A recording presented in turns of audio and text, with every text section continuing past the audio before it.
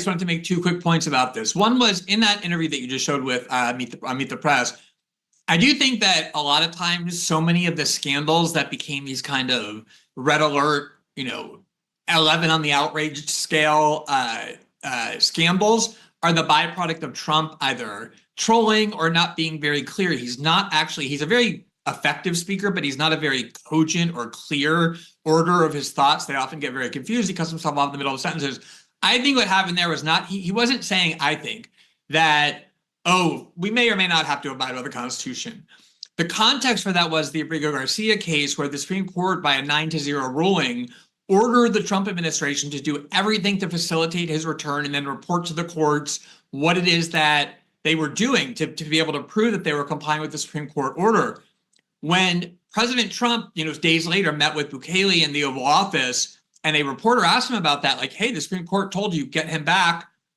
It was obvious he hadn't read the Supreme Court opinion. I don't think it comes as a surprise to anybody that Trump doesn't read Supreme Court opinions. And so he sort of said, I'm not sure. And then he asked Stephen Miller, and Stephen Miller stood up and explicitly and directly lied to Trump, saying, President Trump, we won on a 9-0 ruling. It was 9-0 in our favor, saying we don't have to get him back. And I believe Trump believes that to this very day. So I think in the interview, when she was saying, do we have to abide by the Constitution? It could be a question of, do we have to obey lower court judges, or does the Constitution require you to get him back? But having said that, just on that one issue, I do think that there is this, they came in very prepared. And I kept hearing that throughout 2024 from Trump people. We know what we did wrong the first term. We didn't know what Washington. We had too many people in the administration sabotaging us. They came in with a very clear plan, most of which Trump explicitly discussed during the campaign.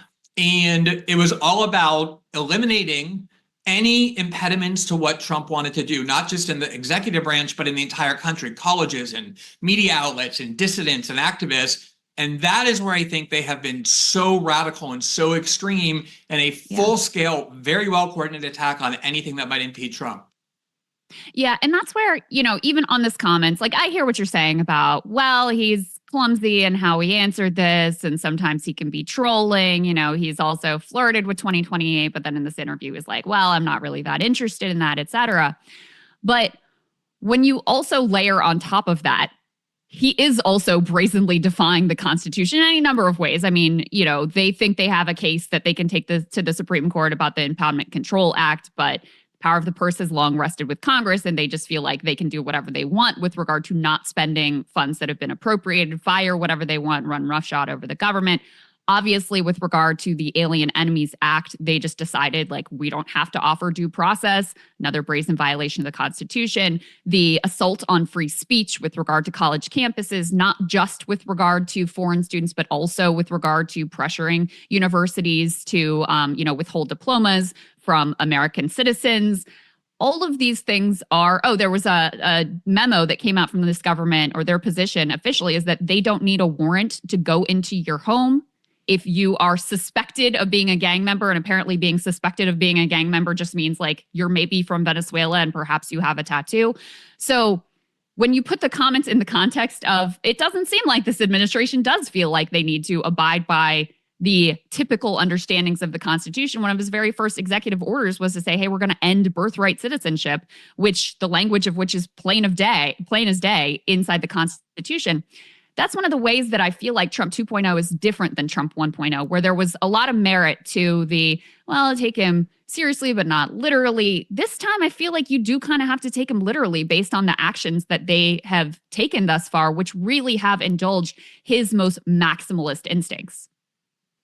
Yeah, I agree with that. Absolutely. I should note that several times Trump has been asked in the first 4 to 6 weeks of his administration, if the Supreme Court rules against you, would you ever consider ignoring or violating a Supreme Court order? And he very explicitly said, absolutely not. I would never do so. And the difference between so I'm not saying that means he won't. I'm just saying that idea has been in his head. And because he basically is right now, right? Especially with regard to, I know they're trying to play this legalese. Oh, well, facilitate means we don't really have to do anything. No, there's no question they're ignoring it. There's no question. Right. Zero question. And they're doing it brazenly and defiantly when they go to a court, a lower court, court or an appellate court. Their contempt for their idea that they have to justify what they're doing is palpable. So I agree with you about the difference between the first and second term. This is what I will say, though. I remember when Bolsonaro got elected in Brazil in 2018, he had a long history of just the most alarming and disturbing statements. Like, first thing I'll do is close the Congress. Pinochet didn't throw enough people out of helicopter, on and on and on. And as it turned out, when he got in, the question was, are Brazilian institutions strong and willing enough to confront him, even if it means risk? And the answer ended up being yes. He ended up being actually a very weak president. I think that happened in Trump point 1, 2. There was such a mobilization of every institution to try and stop him, in my opinion, almost excessively.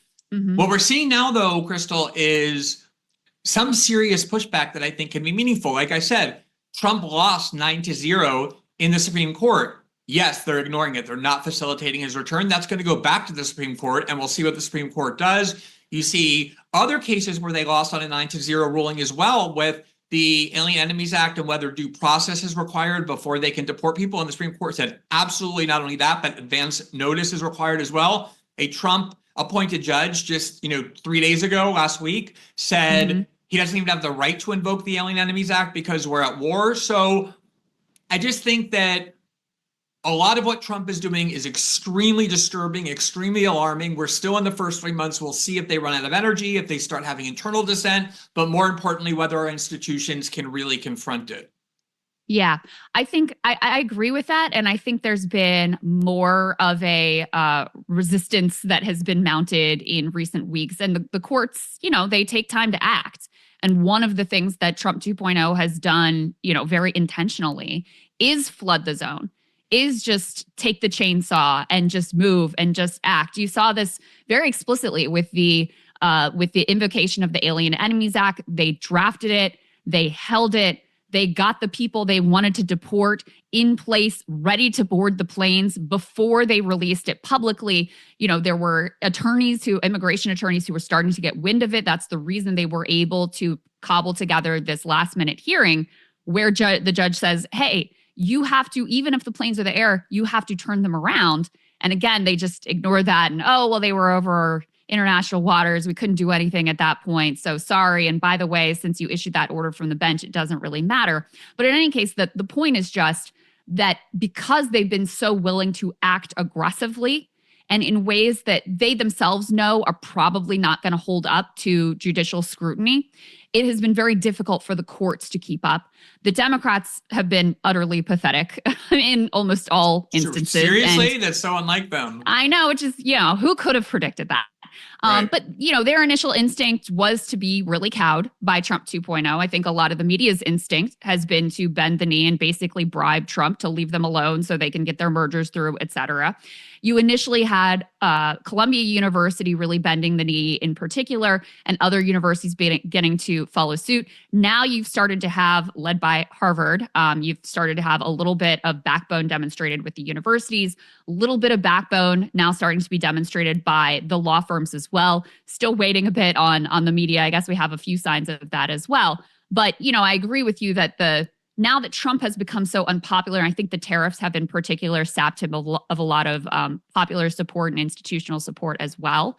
I think there's more pushback than there was previously, but I'm concerned about how much damage they can do before things are reined in. And as you know, because you've covered this better than probably anyone, once the executive claims a power for itself, once an executive tramples on our rights, it's very hard to put that genie back in the bottle. Usually you just go increasingly in that direction, of whatever power the last president grabs, the next president grabs that power and expands it even further. Yeah, so I just wanted to pick up on that last point because I think it's such a crucial one. During the campaign in 2016 and then even during the Trump presidency, one of the things that bothered me and concerned me about the liberal reaction to Trump, the maximalist, hair on fire kind of reaction. And I don't just mean things like Russiagate. I mean, just reactions to a lot of the policies, is that so often things were depicted as some sort of singular Trumpian evil that was this radical departure from the American tradition. I remember the first time I really was irritated by this was when Trump invited the Egyptian dictator Sisi to the White House, and the media went berserk and said, this is no American president would have done this, embraced a dictator like this before. And I was like, what? That's the whole history of the post-World War II era. American presidents embrace dictators pretty much every month. It's what they wake up and they do. And there was